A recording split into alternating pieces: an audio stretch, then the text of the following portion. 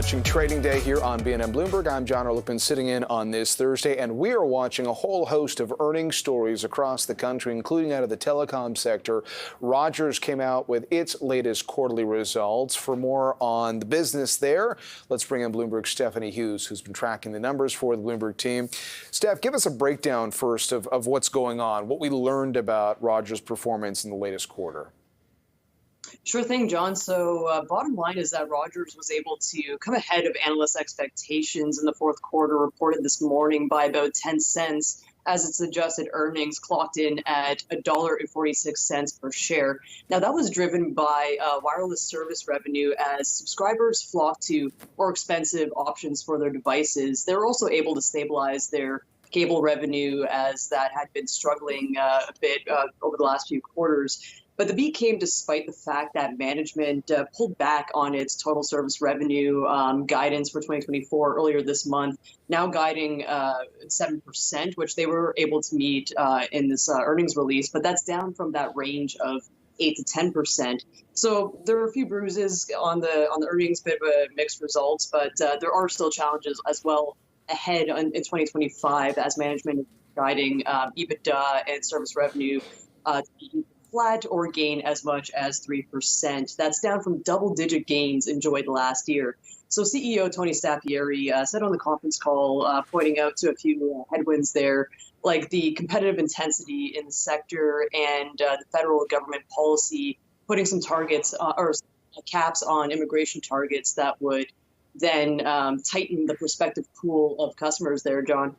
So that's definitely one consideration for any of the telecom operators. One of the unique Rogers stories, I suppose, is doubling down on the world of sports. That big deal with BNN Bloomberg's parent company, BCE. What update did we get on their plans to continue to focus on building essentially a sports empire? Sure. So there was a few mentions here and there, like Staffieri saying that structured equity deal with a private investor that reports say is Blackstone.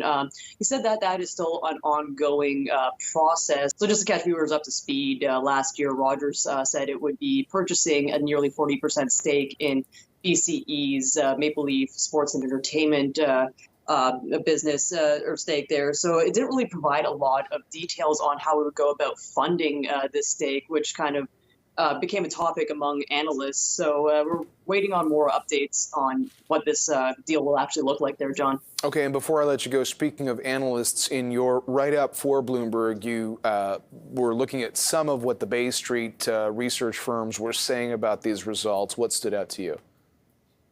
Sure, yeah, it was between a neutral and a positive reaction. I guess the overall tone is that it could have been worse, but TD Cowen's Vince Valentini said that they were really hoping for a growth of EBITDA in the range of 1 to 3%. So the fact that it could be flat this year ahead was described as slightly disappointing by his team there. He added that the recent weakness in the stock and the negative investor sentiment might unwind a bit, given that there was a fourth quarter beat and that we're seeing some more strength in, or that there will be some EBITDA growth in the year ahead there. So, but Mariagi on the other side of it from Scotiabank said that until we get more certainty around the MLSE funding, there could be a few weights on the stock. So first hour trading, it was in the red, falling by over 1%, but managed to jump back up into the green later on in the morning there, John. Okay, Steph, appreciate it. Stephanie Hughes with the breakdown on the Rogers earnings today.